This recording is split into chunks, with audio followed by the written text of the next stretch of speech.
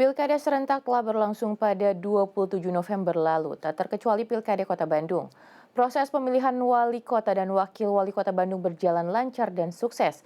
Meski demikian, tingkat partisipasi masyarakat pemilih lebih rendah jika dibanding dengan Pilpres dan Pileg pada Februari lalu.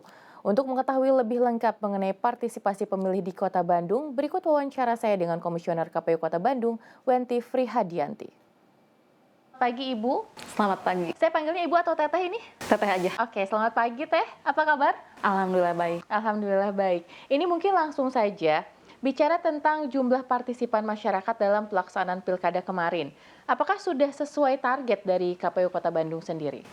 Sebenarnya kalau untuk mencapai target ini belum, karena yang menjadi target dari KPU Kota Bandung sendiri partisipasi masyarakatnya kurang lebih di 90%. Namun ternyata pada Pilkada 2024 ini hanya mencapai 64,78%. Seperti itu. Jadi mengalami penurunan. Oke, oh itu mengalami penurunan. Artinya ada kendala. Kendala apa yang terjadi? Dan terkait penurunan partisipasi masyarakat pemilih sendiri, ini sebenarnya tidak hanya terjadi di Kota Bandung, namun terjadi di seluruh Indonesia. Ini yang faktor pertama yang mempengaruhi kenapa tingkat partisipasi masyarakat ini menurun, karena momentum politik ya yang waktunya sangat berdekatan pasca dari kita pemilu di 14 Februari 2024 kemarin, kita lanjut pada tanggal 27 November 2024 ini melaksanakan pemilihan kepala daerah. Yang kedua itu bisa jadi karena faktor cuaca ya. Dan yang ketiga di pilkada ini mengalami pengurangan TPS dari 7.424 menjadi 3.590 TPS, dan ini pun mungkin bisa terkait pemetaan dari lokasi TPS yang dirasa cukup jauh jaraknya sehingga masyarakat sendiri malas mungkin untuk ke lokasi TPS dan melakukan pencoblosan. Berarti salah satu kendalanya adalah pengurangan TPS. Untuk hal itu, strategi dan sosialisasi seperti apa yang dilakukan oleh KPU Kota Bandung sendiri dalam menyasar para partisipan untuk ikut memberikan hak suaranya dalam pilkada serentak ini? Untuk meningkatkan partisipasi masyarakat memilih, sebenarnya untuk di program sosialisasi pendidikan pemilih, partisipasi masyarakat di bidang saya, kami telah melakukan sosialisasi pendidikan pemilih yang dimana kerjasama dengan kurang lebih 80 OKP dan Ormas, dan yang dimana mereka menyentuh seluruh segmen ya, seperti segmen perempuan, disabilitas, ataupun segmen pemilih pemula dan yang lainnya. Yang kedua, kami pun melaksanakan program sosialisasi pendidikan pemilih di tingkat kecamatan dan kelurahan yang dimana dilaksanakan oleh PPK dan PPS selaku badan ad hoc kami. Di sisi lain juga karena turunan dari provinsi, kami melaksanakan kegiatan sosialisasi pemilih seperti dengan melaksanakan program stand up comedy yang dimana dikemas lebih ringan ya sosialisasinya.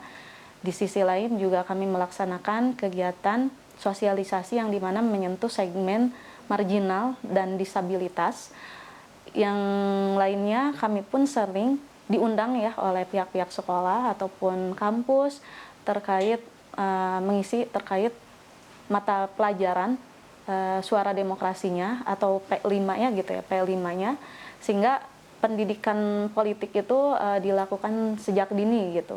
Baik itu dalam pemilihan ketua OSIS ataupun untuk pemilih pemula yang tentunya untuk di SMA di usia 17 tahun itu pun kami lakukan gitu. Ya di sisi lain juga lewat media sosial ya, memaksimalkan penggunaan media sosial. Artinya ada banyak inovasi yang dilakukan di divisi Teh Wenti sendiri ya Teh ya? Iya, karena kami pun melakukan bimbingan teknis ya kepada badan ad hoc baik itu PPK ataupun PPS untuk menggunakan media sosial.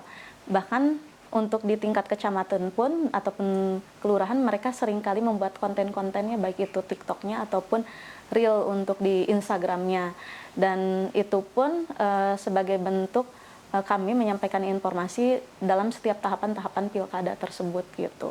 Baik itu misalnya tahapan kampanyenya, untuk pengenalan calon, pasangan calonnya siapa gitu kan, apa yang menjadi visi misinya, ataupun bagaimana mereka nantinya masyarakat Kota Bandung sendiri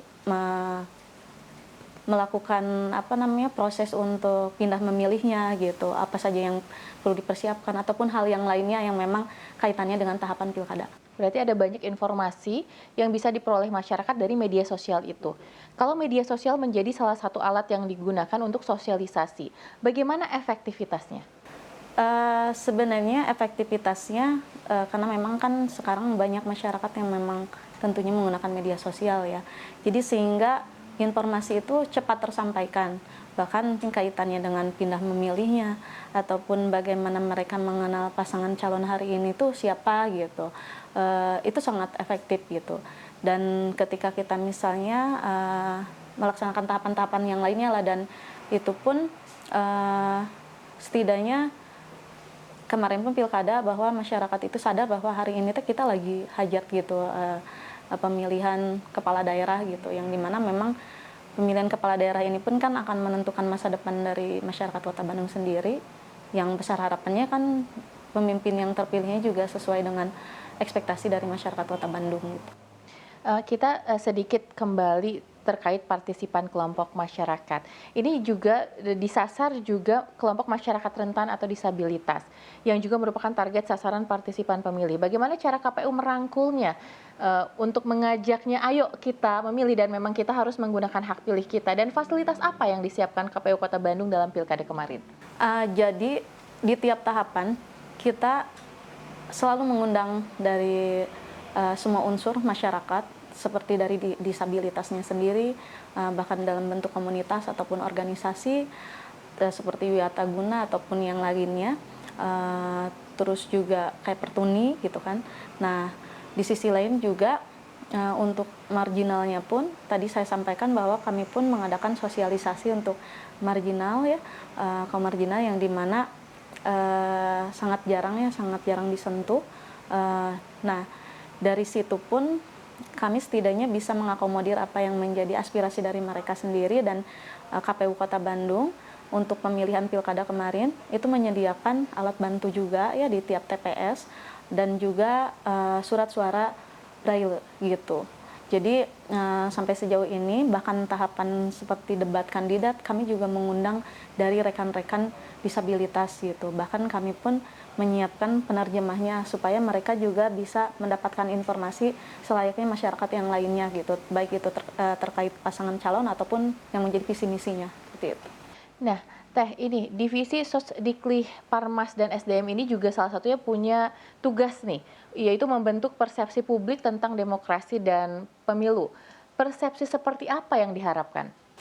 Sebenarnya yang menjadi target tujuan kita bahwa tentunya untuk pembangunan gitu ya, untuk pembangunan dan perubahan yang lebih baik gitu untuk Kota Bandung.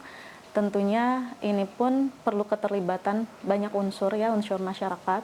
Bahkan kita merangkul OKP Ormas yang memang bagian dari pemilih pemulanya, pemilih pemuda ataupun dari keterwakilan masyarakat ya, terus juga dari disabilitas ataupun yang lainnya. Dan pendidikan pemilih yang kami lakukan bertujuan untuk menyadarkan gitu masyarakat bahwa pentingnya mereka di dalam menggunakan hak konstitusionalnya, hak pilihnya, sehingga dari hak pilih itu kan kita setidaknya minimal bisa melahirkan calon pemimpin yang lebih baik sebelumnya, dan kiranya bisa lebih pro gitu dan mengakomodir apa yang menjadi aspirasi masyarakat, karena perubahan yang baik itu diawali dengan pemilih yang cerdas. Wah, menarik ini. Saya ulang quotes-nya tadi dari Teh Wenti ya. Perubahan yang baik dimulai dari pemilih yang cerdas. Sepertinya kita harus mengakhiri dialog kita kali ini. Hatur nuhun Teh Wenti atas waktunya.